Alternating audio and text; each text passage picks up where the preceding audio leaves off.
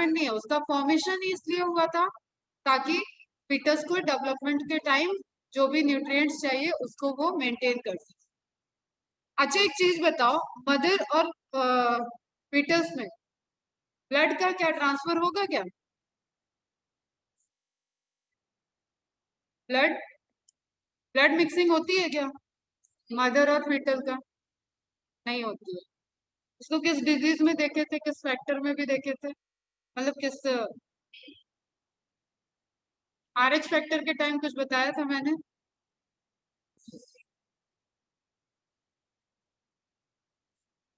ठीक है, तो गैसेस एक्सचेंज होता है प्लेसेंटा अम्बिलिकल कॉर्ड के थ्रू पूरा, जो वहां पे ब्लड मदर ब्लड और फिटल ब्लड है उनके बीच में गैसेस एक्सचेंज होता है, न्यूट्रिएंट का एक्सचेंज होता है, एक एंटीबॉडी पास ऑन कर सकते। कौन सी एंटीबॉडी है?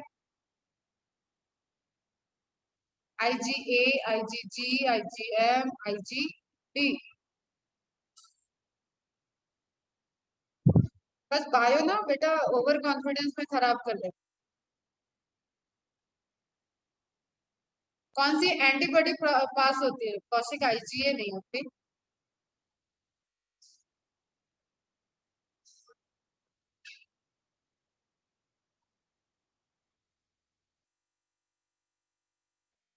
आईजीजी, हाँ। अच्छा अब बताओ, नेक्स्ट सारे क्वेश्चन ध्यान से सुनो जो हम पूछ रहे हैं।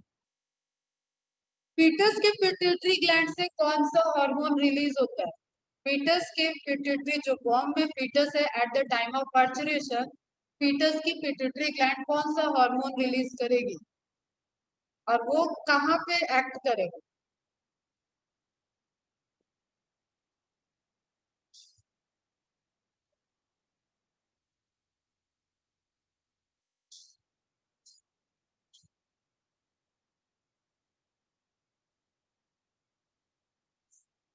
हाँ,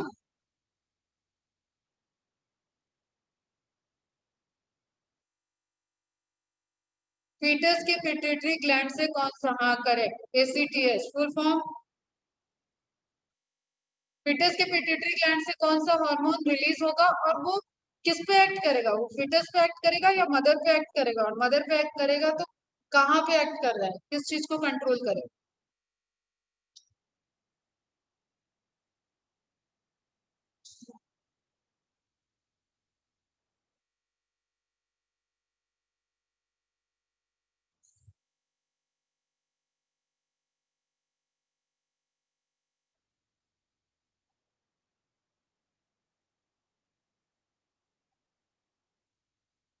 एड्रिनो कॉर्टिकोट्रॉपिक हार्मोन, हाँ करेक्ट। कहाँ पे एक्ट करेगा बेटा?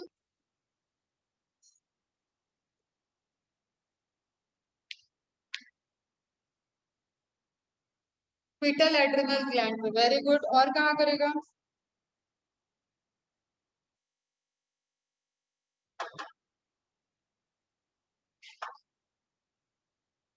उससे जो प्रोजेस्टेरॉन के सिंथेसिस का लेवल है, जो प्रोजेस्टेरॉन सिंथेसिस का है, वो सारी चीजें वो जब वो रिलीज कराएगा एड्रिनल कॉर्टेक्स, एड्रिनल ग्लैंड पे एक्ट करेगा, उसके बाद वो मदर से प्रोजेस्टेरॉन लेवल वगैरह को मेंटेन कराएगा, मतलब स्लो अप कराएगा, क्योंकि अब एंडोमेट्रियम को टूटना है, ठीक है, अब पार्चुरेशन का प्रोसेस है। तो प्रोजेस्टेरॉन सिंथेसिस के लेवल को ऑफ करेगा, oestrogen and prostaglandin synthesis increase करेगा, क्योंकि एस्ट्रोजन चाहिए मेमोरी ग्लैंड की डेवलपमेंट के लिए, ऑक्सीटोसिन की सिंथेसिस कराने के लिए, ये सब मतलब स्टिमुलेट करेगा ताकि लैक्टेशन, क्या बोलते हैं, मिल्क का फॉर्मेशन स्टार्ट हो। एक ये ध्यान में रखना। और इनिशियली जो मिल्क प्रोड्यूस होता है उसको क्या कहते हैं?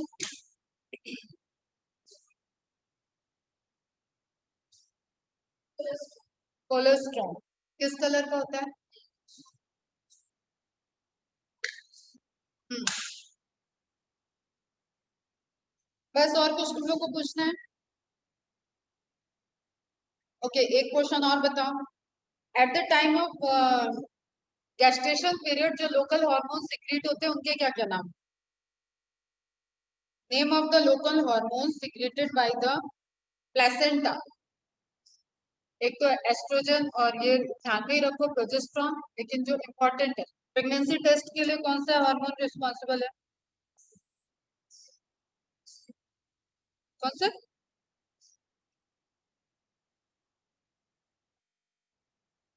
बताओ बताओ, फास्ट बताओ जरा।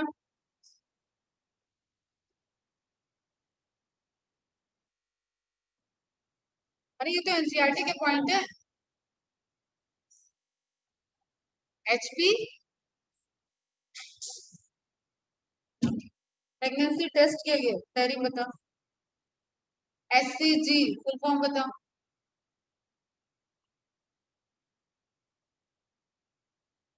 SCG human chorionic gonadotropic hormone.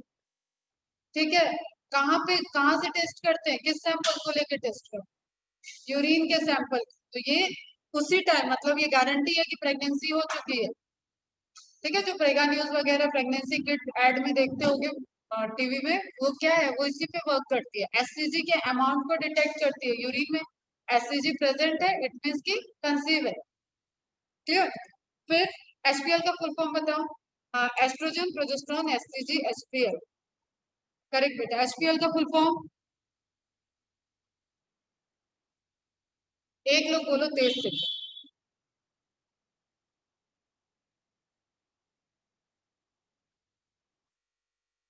Full form आएगा तो सब एचपीएल से ही फुल फॉर्म रहेगा उसके अंदर, चारों ऑप्शन।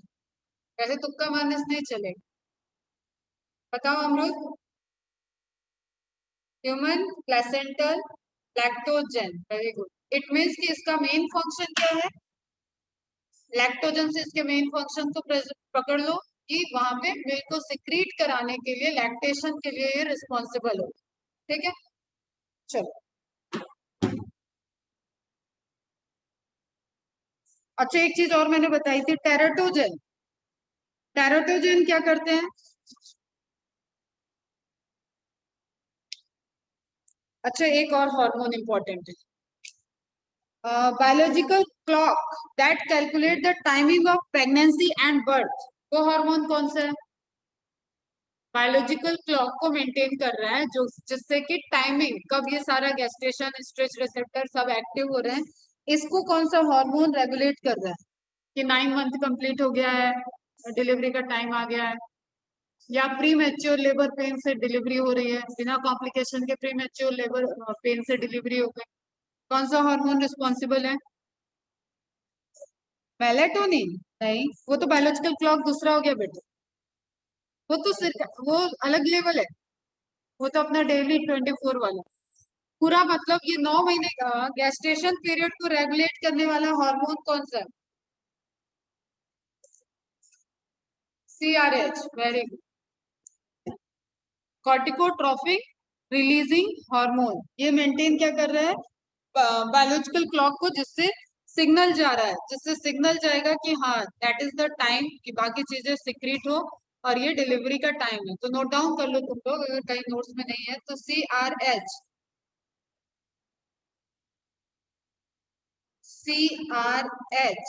फुल फॉर्म है इसका, कॉर्टिकोट्रोपिन। अमृत नोट डाउन करो। Corticotropin releasing hormone. अब ये रिलीज हो रहा है तो कहाँ से होगा बेटा? कौन रिलीज करेगा इसको? सारे रिलीजिंग हार्मोन कहाँ से आते हैं? act as a biological clock that calculate the timing of pregnancy and birth. If it level is higher level होगा तो क्या होगा? प्रीमेच्योर बर्थ हो जाएगी। हायर लेवल है मतलब टाइम से पहले ये सिग्नल दे रहा है। ठीक है, तो it result in premature. Notes में होगा ये पोर्शन, नहीं पढ़ाया क्या मैं? एंड लोअर लेवल है तो उस केस में क्या होगा? इंजेक्ट करना पड़ेगा। जब ऑक्सीटोसिन 9 महीने हो चुके हैं, नाउ ऑक्सीटोसिन को इंजेक्शन देके लेबर पेन को इंड्यूस किया जाए। क्लियर। तो अगर नॉर्मली बात करें तो गेस्टेशन पीरियड कंप्लीट होने के बाद भी लेबर पेन नहीं हो रहा है, इट मीन्स कि वहां पे सीआरएच का लेवल डाउन है। ठीक है, इसलिए नेचुरली लेबर पेन इंड्यूस नहीं हुआ है। उसके बाद डॉक्टर उसको देखेगी क्या कंडीशन है, पर्टिकुलर ग्रोथ ग्रोथ हो चुकी है तो ऑक्सीटोसिन के इंजेक्शन दिए जाते हैं, ऑक्सीटोसिन हार्मोन के इंजेक्शन दिए जाते हैं और लेबर पेन को इंड्यूस कराया जाता है। ठीक है, हर एक अच्छे डॉक्टर नॉर्मल केस में जब फिटस का जो सर्वर है वो बढ़िया अपना पेल्विस साइड में है, ठीक है, उसके अंदर उसके गले के साइड पे कहीं अम्बिलिकल कॉर्ड लपेटी हुई ना हो, तो उस केस में वो भी चाहती है कि नॉर्मल डिलीवरी हो, अच्छी डॉक्टर, ठीक है, जो बिजनेस नहीं करे।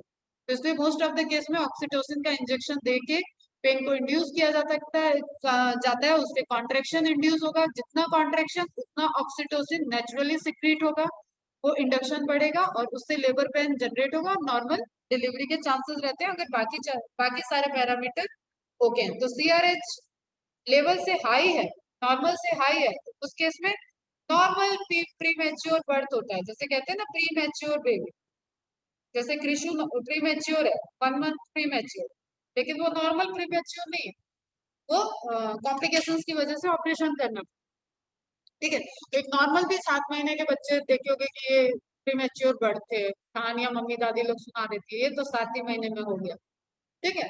तो वो ऐसा नहीं है कि वो कुछ अपने आप वो कोई इंडक्शन, उसमें इंडक्शन के लिए जो रिस्पॉन्सिबल था वो ये हार्मोन था, सीआरएच हार्मोन, और उसकी वजह से वहां पे डिलीवरी का टाइम आ जाए। हाँ बेटा, करेक्ट, हाइपोथैलेमस, ठीक है। और किसी को कोई क्वेरी और क्वेश्चन सॉल्व करना हो, फिर भी कोई प्रॉब्लम हो तो पूछना। अलोंग विथ दिस स्पर्मेटोजेनेसिस को अच्छे से रिवाइज करो, oogenesis को रिवाइज करो। अब oogenesis से बताओ मुझे, एम्ब्रियोनिक स्टेज में, फीटस स्टेज में किस स्टेज में अरेस्ट होता है? जो ओवम का फॉर्मेशन है वो कंप्लीट तो कब होगा? जब स्पर्म से उसका फर्टिलाइजेशन होगा तब कंप्लीट होगा। तो दो स्टेजेस हैं जहां पे ये अरेस्ट होता है, primary meiosis, secondary meiosis. Primary meiosis में किस स्टेज में अरेस्ट होता है? क्या बेटा, ये तो बहुत जनरल जनरल क्वेश्चन है, याद बताओ बेटा। प्रोफेज 1, प्रोफेज की किस स्टेज में? डिप्लोटीन ऑफ प्रोफेज 1, हाँ करेक्ट, डिप्लोटीन स्टेज। सबसे लॉन्गेस्ट फेज क्या हो जाएगी फिर? अगर पूछा, क्वेश्चन आता है कि सबसे लॉन्गेस्ट फेज ऑफ मियोसिस क्या हुआ इस केस में, जिसमें अरेस्ट था, मतलब बच्चे के बर्थ से लेके प्यूबर्टी के टाइम तक अरेस्ट हो रखा है, वो सबसे लॉन्गेस्ट फेज हो गया डिप्लोटीन। ऐसे डिप्लोटीन को क्या कहते हैं जो इतनी लॉन्गेस्ट टाइम तक अरेस्ट हो? This is the chocolate question, जिसका आंसर देने वाले को चॉकलेट मिलेगा, और जल्दी, मतलब गूगल करके नहीं देना ऑनलाइन वाले, 5 सेकंड में आंसर आना चाहिए। कौशिक को मिल गई चॉकलेट, डिक्टियोटीन, ठीक है। डिप्लोटीन, हाँ श्रद्धेश, आधी आधी बांट देना, ठीक है। तो डिप्लोटीन में अरेस्ट होता है, और ऐसी डिप्लोटीन जो कि इतनी लॉन्गेस्ट टाइम के लिए अरेस्ट है उसको बोलते हैं डिक्टियोटीन। नाउ सेकेंडरी, अब दूसरा अरेस्ट किस पोजीशन में होगा और कहाँ भी रहता है अरेस्ट? प्राइमरी मियोसिस के बाद। अब जो तुम oogenesis से ही नहीं अभी तक रिवाइज की हो, तो फिर हम कैसे मान लें कि चैप्टर तैयार हो गया? तो बहुत इंपॉर्टेंट क्वेश्चन है। मेटाफेज 2, ठीक है, सेकेंडरी oocyte अरेस्ट होता है। ओवुलेशन के टाइम कौन सा पोर्शन रिलीज होता है? ओवुलेशन के टाइम क्या रिलीज होता है? किस स्टेज में रिलीज होता है? इसी स्टेज में या कोई दूसरा? During the ovulation is there is ovum, ovum है क्या वो, या वो अरेस्टेड फॉर्म में रिलीज हो रहा है? याद बताओ। सेकेंडरी oocyte के फॉर्म में रिलीज हो रहा है, ठीक है। ओवुलेशन के टाइम सेकेंडरी oocyte के फॉर्म में रिलीज हुआ है। इस टाइम किस स्टेज में वो अरेस्ट है? अभी भी अरेस्ट, डिवीजन कंप्लीट नहीं हुआ है। जो फटाफट पढ़ते हो ना, मियोसिस 1, मियोसिस 2, वो मियोसिस 2 में फिर से अरेस्ट है। मेटाफेज 2 में अरेस्ट हुआ है, क्योंकि फर्स्ट मियोसिस कंप्लीट हो चुकी है, सेकंड मियोसिस में अब अरेस्ट हुआ है। क्यों अरेस्ट है यहाँ पे? किस चीज की कमी है जो उसका डिवीजन कंप्लीट नहीं हो रहा है? न्यूक्लियस नहीं है। क्यों नहीं है? सेंट्रियोल, स्पिंडल फाइबर नहीं हो सकता, स्पिंडल फाइबर का फॉर्मेशन ही नहीं होगा तो पूरा आगे की प्रोसेस ही नहीं होगी ना, समझ रहे हो? फिर सेंट्रियोल कौन शेयर करता है, कहाँ से सेंट्रियोल आता है इसके पास?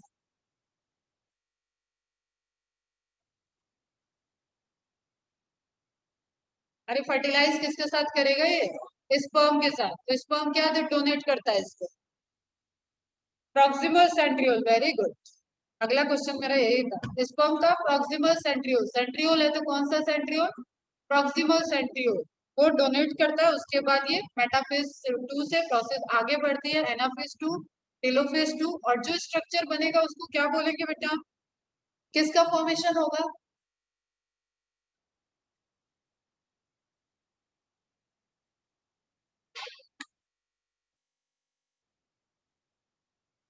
बताओ।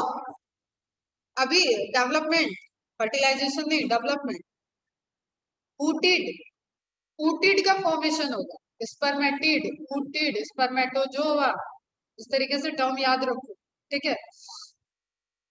अब चलो बस करते हैं, स्पर्मियोजेनेसिस वो सब रिवाइज कर लेना, सर्टोली सेल, लीडिंग सेल, वो सब रिवाइज करो अच्छे से एकदम, सारे क्वेश्चन है, बहुत इंपॉर्टेंट इंपॉर्टेंट क्वेश्चन है यहाँ से, और पूरे यूनिट से आराम से 6 से 7 क्वेश्चन आने वाले एग्जाम में, ठीक है। अब कल के लेक्चर में इम्यूनिटी का मैंने इंट्रोडक्शन दे दिया था, उसमें हमें समझ में आ गया था कि हमारी बॉडी का एक अपना डिफेंस सिस्टम है, जो कि पैथोजन से या जो भी फॉरेन मटेरियल है उनको कलेक्टिवली हम बोलते हैं पैथोजन, जिससे हमारी किसको डिस्टर्बेंस होगा, नॉर्मल फिजियोलॉजी, पैथोलॉजी क्रिएट हो जाए, ठीक है। पैथोलॉजी मतलब एबनॉर्मल फिजियोलॉजी, इस तरीके का अपीयरेंस होगा, उसमें हमारा इम्यून सिस्टम वर्क करता है, क्लियर बेटा। अब इसमें हमने बताया कि एक है इम्यूनिटी के टाइप्स की अगर बात करें तो एक हमें बाय बर्थ जो हमारे जेनेटिक सीक्वेंस से हमें मिल रही है, उसको हम बोलते हैं innate immunity, INNATE, innate immunity, ठीक है। कहाँ मिली हमें, बाय बर्थ, किससे मिली है, पेरेंट्स से। कहाँ से इंफॉर्मेशन, इसकी इंफॉर्मेशन किसके पास है, हमारे अपने DNA सीक्वेंस के पास, क्लियर। कुछ भी हमें बाहर से नहीं चाहिए इस इम्यूनिटी के लिए, हमारे DNA में वो सीक्वेंस है जो पर्टिकुलर रिलेटेड एंटीबॉडी को प्रोड्यूस कर सकते हैं, साइटोकाइनिन रिलीज करा सकते हैं, इंटरफेरॉन रिलीज करा सकते हैं, इंटरल्यूकिन मतलब केमिकल रिलीज करा सकते हैं, या सेलुलर मैक्रोफेजेस जो भी बन रहे हैं वो हमारी बॉडी खुद फॉर्म कर रही है, जो हमारी बॉडी में बाय बर्थ WBCs है, अगर सिंपल लैंग्वेज में समझो तो जो भी WBCs हमें बाय बर्थ मिले, फिटस स्टेज में भी हमारी बॉडी के अंदर जो था। अच्छा उसका आंसर मैंने बता दिया था, एंटीबॉडी, IgG, जो प्लेसेंटा क्रॉस कर, ठीक है। अब इस इस पोर्शन में क्या हो गया, ये सब हमें इम्यूनिटी, इनबिल्ड इम्यूनिटी मिल गई, ठीक है, उसको हम बोलते हैं कलेक्टिवली इनेट इम्यूनिटी। एंड जो डेवलप होगी, जो हमें बाहर से मिल रही है किसी रिसोर्सेज से, उसको हम बोलते हैं एक्वायर्ड इम्यूनिटी, या जिसको हमने बाय बर्थ, आफ्टर बर्थ हमने एक्वायर कर लिया, ठीक है, वो क्या हो जाता है बेटा, एक्वायर्ड या अडॉप्ट कर लिया, तो adoptive immunity, is it clear, ठीक है। अब देखो जब इनेट इम्यूनिटी है वो स्पेसिफिक नहीं है, ठीक है, वो किसी भी पैथोजन के रिस्पॉन्स में नॉर्मल आपके WBC जैसे काम कर रही है, उसी तरीके की, एकदम स्पेसिफिक कमांडोज नहीं है, हाई लेवल के कमांडो है लेकिन ऐसे स्पेसिफिक नहीं है कि इनको सेलेक्ट करके टीबी का वायरस आ गया तो ये चेक कर लेंगे और टीबी से ट्रीट कर लेंगे, ठीक है, मम्स का वायरस आ गया तो आप उसको देख रहे हो ट्रीट कर लेगा, मतलब पैथोजन आया तो ये ऐसा सेलेक्टिवली ट्रीट नहीं कर सकते, इज इट क्लियर बेटा, ठीक। इनका एक कॉमन रिस्पॉन्स है कि आपका जो बैक्टीरियल वायरल इंटरेक्शन चल रहा है उसमें ये कॉमन तरीके से, कॉमन मैकेनिज्म में इनको पता है कि हमारे हाथ में जो बंदूकें हैं इसको हमें चलाना है क्योंकि ये फॉरेन है, तो उस केस में ये क्या कर रहा है, सिर्फ और सिर्फ रिसेप्टर को चेक कर रहा है, MSC मॉलिक्यूल जो मेजर हिस्टोकम्पैटिबिलिटी मॉलिक्यूल है उनको चेक कर रहा है, हाँ ये इसके ऊपर मेरे घर का टैग नहीं है, इसके पास मेरे देश का पासपोर्ट नहीं है, ये फॉरेनर है, क्लियर, इस पे एक्शन लेना है। तो इनेट इम्यूनिटी नॉन स्पेसिफिक होती है, ऑलवेज ऑन, कितनी भी आप एक्वायर्ड इम्यूनिटी में ऐड करते जा रहे हो, वैक्सीनेशन आपका हो गया, इम्यूनाइजेशन हो गया, लेकिन इनेट इम्यूनिटी वहां पे पैरेलली ऑलवेज ऑन, क्लियर। अब इमीडिएट रिस्पांस देती है इनेट इम्यूनिटी क्योंकि उसको जैसे इंटरेक्शन होगा वो रिस्पांस देगी। एडॉप्टिव इम्यूनिटी या एक्वायर्ड इम्यूनिटी को हम देखें तो एक तरीके से वो डिलेड रिस्पांस देगी, डिलेड मतलब ऐसा नहीं कि 2 साल बाद दे, उसकी प्रोसेस क्या है, वो मेमोरी सेल पे बेस्ड है, वो मेमोरी सेल को देखेगी कि हाँ हमें इसका वैक्सीन लगा था क्या, इससे हमारा इंटरेक्शन एक बार पहले हुआ है, जैसे नहीं घर में कोई आता है, कोई पापा के दोस्त आए हैं, एक बार आए थे आप पहचान रहे, दूसरी बार हम पापा को जाके बोलेंगे पापा वही अंकल आए हैं जो उस दिन आए थे, इस तरीके से बोलते हैं, मतलब हमने अपनी मेमोरी से रिकॉल किया। तो एक पैथोजन हमें जब वैक्सीनेशन इम्यूनाइजेशन हो रहा था तो एक बार पैथोजन से इंटरेक्शन हो गया, जैसे मम्स के केस में मैंने बताया, या स्मॉल पॉक्स के चिकन पॉक्स के केस में मैंने बताया कि इम्यूनिटी बॉडी अटेन कर लेती है। एक बार अगर वो इन्फेक्शन हुआ तो अब उसको लाइफ लॉन्ग कभी वो डिजीज दोबारा नहीं होगी, क्योंकि उससे बॉडी इम्यूनिटी अटेन कर चुकी है। क्लियर? वो दोबारा उसकी मेमोरी सेल में फिट है, अब वो पहचान के उसके अगेंस्ट में वॉर कर ले। तो उसी तरीके से ये सेल बेस्ड हो गई और बहुत स्पेसिफिक हो गई। तो इसको ये स्पेसिफिकेशन के लिए थोड़ा सा डिलेड रिस्पॉन्स करेगी। ठीक है, चेक करेगी, सेलेक्ट करेगी कि हाँ ये पर्टिकुलर सामने कौन आया है, इस पे किस चीज का अफेक्ट हुआ है, उसके अकॉर्डिंग वो सेल को ट्रिगर करेगी। लिम्फोसाइट सेल्स में टी सेल्स, बहुत ज्यादा कमांडो कार्रवाई करनी है तो टी सेल्स होंगी। बी सेल्स जो स्लो कार्रवाई करती है, थोड़ा सा स्लोली एंटीबॉडी डिपेंडेंट होती है, ये टॉक्सिक CD8 CD4 हम बाद में बताते हैं। ठीक है, ये इस तरीके की सेल रिलीज कर रही है, एकदम कमांडो कार्रवाई इसको करनी है, मतलब बहुत तेजी से करवाना है। ठीक है, और ये आप देखिए ना, दाव देखिए सीधे बम्बारमेंट कर, वो वाला काम टी सेल कर। और बी सेल क्या कर रहा है, धीरे धीरे एंटीबॉडी को रिलीज कर रहा है, एंटीबॉडी जाके फाइट कर, दोनों में डिफरेंस होता है। ठीक है, तो अब इन्हीं के हम लोग टाइप्स देख लेते हैं एक एक करके। अब ध्यान में रखना है एक चीज कि इम्यूनिटी जब है तो इम्यूनिटी को आते बेटा उसको एक्वायर्ड होगा। एक्वायर्ड में वो पैसिव है। ठीक है, मतलब दूसरे से आई हुई एक्टिविटी सभी आपकी हो जाती है पैसिव। तो इम्यूनिटी की बात करें तो immunity every day we are expose to large number, अब ये एनसीईआरटी वाले ही पॉइंट है, only a few of those exposure result in disease. Why? This is due to the fact that body is able to defend itself from most of these foreign agents. This overall ability of the host to fight the disease causing organ is conferred by the immune system is called immunity. पूरी process जो रही है उसको immunity कह रहे हैं। Two types की है, innate immunity, acquired immunity। ठीक है, अब दोनों में ही टाइप्स आ जाता है बेटा, एक्टिव इम्यूनिटी, पैसिव इम्यूनिटी। ठीक है, मतलब जो एक्टिवली कर रहा है वो हो गया एक्टिव इम्यूनिटी, जो उसके खुद के बॉडी में था वो एक्टिव इम्यूनिटी हो जाएगा, जो उसने बाहर से लिया वो पैसिव इम्यूनिटी हो जाएगा। ठीक है, कल देखेंगे उसको। अभी हम एक चीज समझते हैं कि अब हमारे कुछ एक्सटर्नल बैरियर है, इम्यून सिस्टम के कुछ एक्सटर्नल बैरियर है, कुछ इंटरनल बैरियर। ठीक है, तो उसको हम लोग डिफ्रेंशिएट करते हैं। इंटरनल में ये सारा इम्यून सिस्टम आ गया, एक्सटर्नल में जो हमारी स्किन है, जो हमारी आंखों से सिक्रेशन आ रहा है, जो हमारे नोज में सिक्रेशन हो रहा है, वो सब external barrier. Innate immunity is non-specific type of defense that is present at the time of birth. आपको बर्थ के टाइम से ही मिल गया। This is accomplished by providing different types of barrier to the entry of the foreign agent into our body. Innate immunity consists of 4 types of barrier. These are physical, मतलब anatomically जो आपको barrier मिले हुए हैं वो हो गए आपके फिजिकल बैरियर, जिसमें आ गया स्किन और mucosa. It is made up of 2 part, skin, our body is the main barrier which prevents entry of the microorganism। इसलिए हमें जिस साइड पे कट लगता है, जब भी हम लोगों ने कोई वुंड की बात की या कट की बात की या सॉइल से इन्फेक्शन की बात की, ट्रांसमिशन की बात की, वहां हमने बताया कि पैरों में अगर कट लगा है तो ट्रांसमिट कर सकता है। मतलब ओवरऑल पूरे बॉडी में हम लोग के जो कवरिंग है that is skin. Clear? Outer most layer of skin is dead, so the bacteria do not grow or enter into the it. pH of skin 3 to 5 destroy the bacteria। pH जो skin का pH है, जब इसमें अब skin की layer होती है, 4-5 layer होती है, उसको देखते हैं एक अलग क्लास में लेके। यहाँ से एंटर किया तो बैक्टीरिया को जो सराउंडिंग पीएच मिल रहा है, पेनिट्रेट करने की कोशिश कर रहा है, उसमें वो सरवाइव नहीं कर पाएगा। और नॉर्मली केस में नॉर्मल बैक्टीरिया जिससे हम लोग डेली इंटरेक्ट कर रहे हैं वो इस केस में अंदर तक पहुंच ही नहीं पाएंगे, तो हमारा प्राइमरी डिफेंस सिस्टम जो बैरियर वाला है वही इससे डील कर लेगा। नेक्स्ट वन इज म्यूकोसा, मतलब म्यूकस का सिक्रीशन जहां पे हो रहा है। Coating of epithelium lining of the respiratory tract, gastrointestinal, urogenital tract, जहां जहां पे भी ओपनिंग है वहां पे जो ट्रैक है उस सब में म्यूकस का सिक्रीशन है, कि एक तरीके से प्रिवेंटिव बैरियर का काम कर। Also helps in trapping microbes entering our body. Mucosa contain mucosal cell and cilium, ciliary movement या सीलिया वो ट्रैप करने में रोल प्ले कर रहे हैं। नेजल हेयर्स जो है वो भी एक तरीके से बैरियर का काम कर रहे हैं। Mucosa entraps the microorganisms and cilia propel the microbes। Trap किया, म्यूकोसा में ट्रैप हो गया, वो ट्रैप करके वहीं तो नहीं रहेगा, तो जो मूवमेंट ऑफ सीलिया है उससे वो अपोजिट डायरेक्शन में प्रोपेल हो जाए, ठीक है, रिमूव करने की। चलो आज बस इतना ही रखते हैं, 11th का भी लेक्चर थोड़ा, ठीक है। नोट्स शायद मैंने यहाँ तक की अपलोड कर दिए, बट तुम लोग टेस्ट पे ध्यान दो, टेस्ट की प्रिपरेशन करो और रिप्रोडक्टिव सिस्टम पूरा रिवाइज करो।